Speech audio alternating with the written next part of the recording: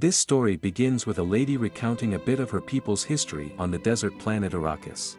The lady, Cheney, is a Fremen. She adds that since before she was born, the planet has been governed by the ruthless Harkonnens, who have amassed tremendous wealth by collecting the psychogenic chemical, melange, commonly known as the spice. The Freemen have attempted to eject the Harkonnens, but to no success. However, the Padishah Emperor Shaddam for just issued an edict for the Harkonnens to depart Arrakis. Cheney wonders who the future overlords will be. On the planet Caladan, Paul Atreides had breakfast with his mother, Lady Jessica, Duke Leto's concubine. Jessica, a member of the quasi-religious Bene Gesserit order, has been attempting to educate her son about her group's extraordinary talents. She put Paul to the test by having him attempt to force her to hand him a drink of water. Paul is just partly successful. Paul learns about the planet Arrakis and its inhabitants. It is the sole source of the psychotropic spice, which increases life expectancy and perception. Spice is required for interstellar travel because it allows navigators to extend their mind while plotting faster-than-light leaps, folding space-time to go immediately from one planet to another. Leto Atreides, Soldier Gurney Halleck, and Mentat Thufir Hawat welcome an imperial envoy who officially awards Arrakis to House Atreides. The Emperor is concerned about Leto's rising political influence and popularity in the Landsraad, an assembly of aristocratic households. Leto understands that his nomination to supervise Arrakis is a trap of some kind, yet he cannot reject an imperial proposal. Paul begs his buddy, the elite soldier Duncan Idaho, to accompany him when Duncan travels to Arrakis weeks in beforehand to spy things out. Duncan refuses. Paul admits that he has been experiencing nightmares about Arrakis and the Freemen, including one in which Duncan dies in combat. Duncan dismisses this as a dream, informing Paul that everything important happens when we're awake. Paul shares his desire to fly to Arrakis soon with his dad, but Leto says no, stating that he needs Paul at his side. He describes the political situation. The Emperor has instigated a fight between houses Atreides and Harkonnen, a war that would weaken both, benefiting the Emperor. Instead, Leto hopes to form an alliance with the Freemen in order to use their desert power to his advantage and deceive the Emperor.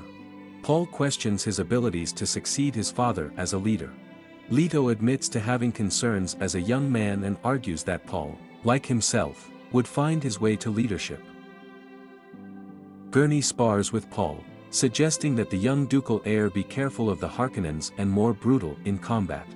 Paul starts to experience nightmares about Cheney. Jessica's Bene Gesserit superior, Reverend Mother Gaius Helen Mohiam, comes on Caladan to test Paul. Before the meeting, he is examined by Sook Dr. Wellington Yu, who informs Paul that the Bene Gesserit have their own plans.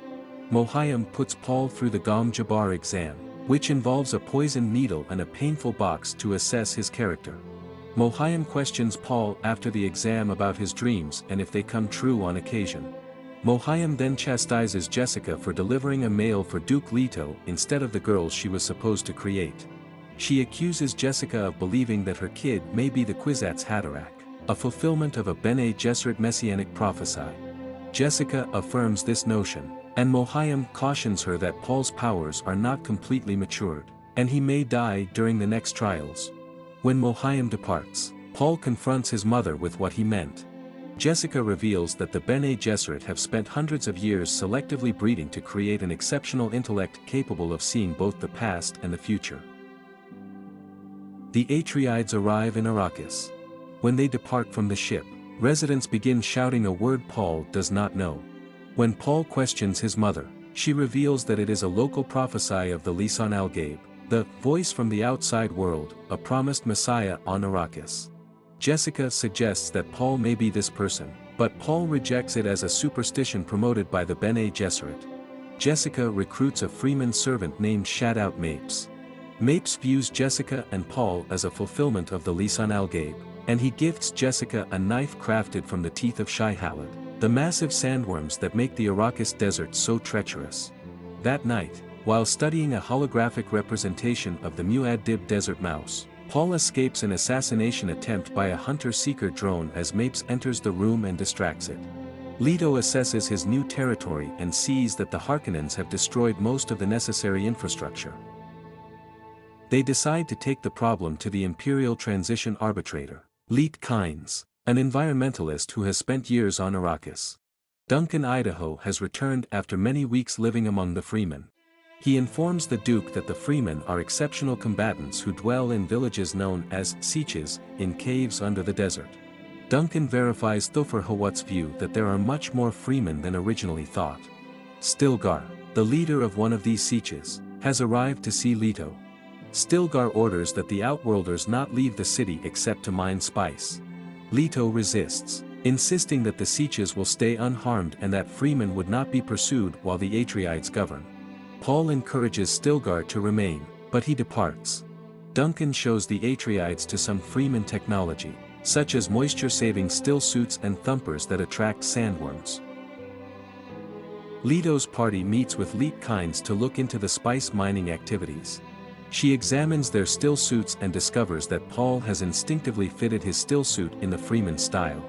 In her home tongue, she adds, "He will know your ways as if he were born with them." The group travels out to inspect a spice mining operation. The Sandcrawler mining vehicle has attracted a worm, which is enticed by the crawler's rhythmic vibrations as it gathers the spice. When a flying carryall fails to retrieve the mining truck, Duke Leto deploys a small squadron of ornithopters nearby to rescue the workers.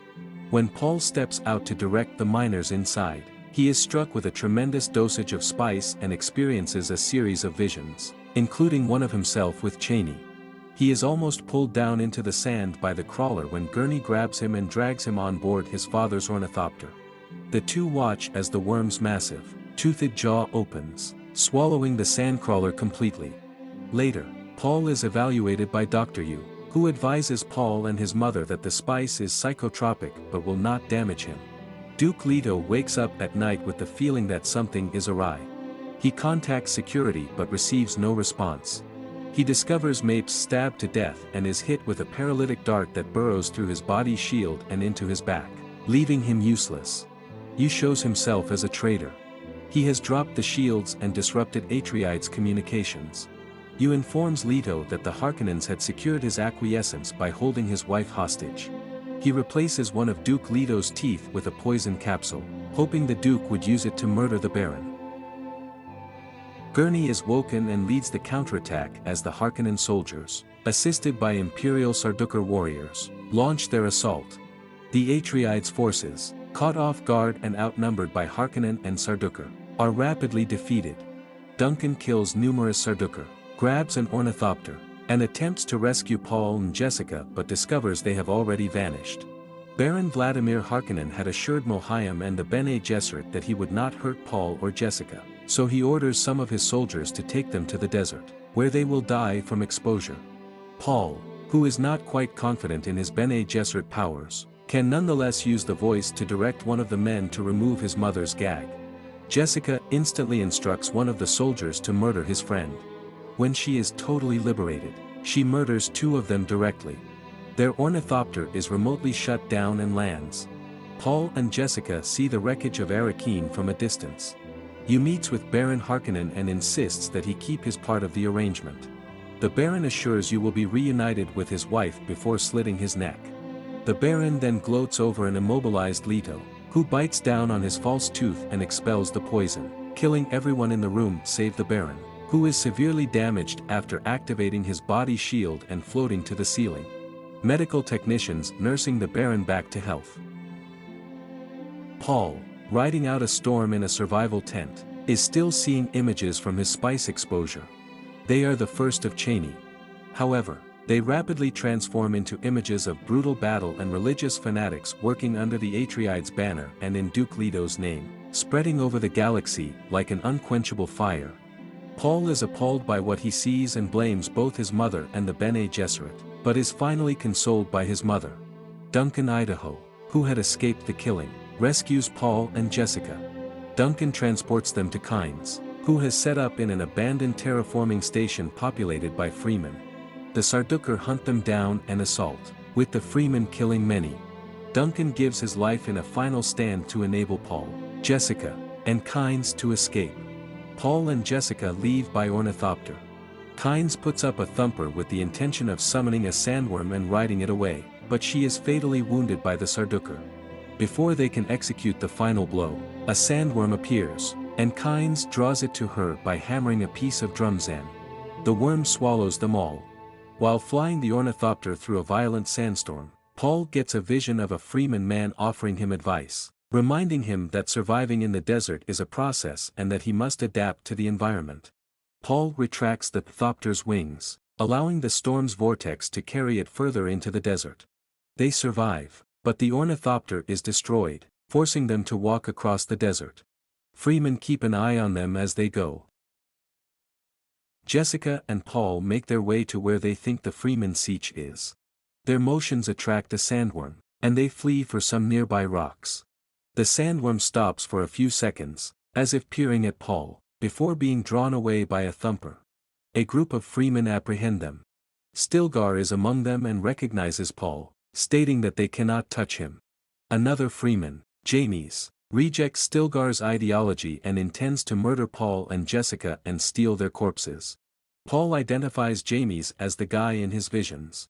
Jessica requests assistance returning to Caladan, claiming that they would be highly compensated, but Stilgar rejects any payment as worthless. Stilgar agrees to let Paul, who is still young, join their siege, but Jessica, who he believes is too old to learn to battle, must be left behind. Jessica and Paul utilize their Bene Gesserit expertise to disarm the majority of the Freemen and keep Stilgar at knife point. Stilgar, discovering Jessica is a Bene Gesserit, relents and agrees to take both of them to the siege. James objected and challenged Jessica to a duel. Paul accepts to serve as his mother's advocate. Cheney, who is among the party, feels sorry for Paul, who she fears will die at Jamie's hands, and offers him her crysknife, a dagger crafted from a sandworm's teeth, a scene from one of Paul's dreams. In the duel, Paul outclasses James by repeatedly placing a knife to his neck and demands that he surrender. Stilgar warns him that Freeman duels are to the death, but Jessica claims Paul has never murdered anybody before. Paul reluctantly murders James. Satisfied, the Freemen return Paul and Jessica to their siege. Paul and Jessica see a Freeman riding a live worm. Cheney informs Paul that this is only the beginning as they begin their adventure into the desert.